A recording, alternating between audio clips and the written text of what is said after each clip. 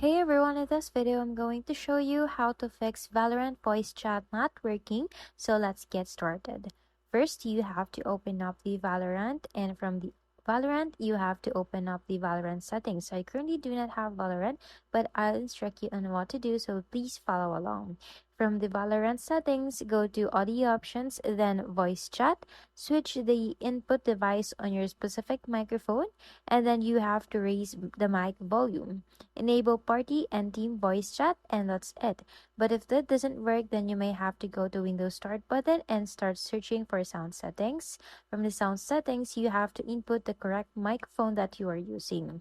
From there, you have to scroll down and select sound control panel, go to recording and select stream microphone and click properties, and from there you have to select the level and make sure to set the level above 85 or higher. If that doesn't work, then you may have to search for privacy settings and open that. Go to microphone and you have to enable allow apps to access your microphone, as well as allow desktop apps to access your microphone.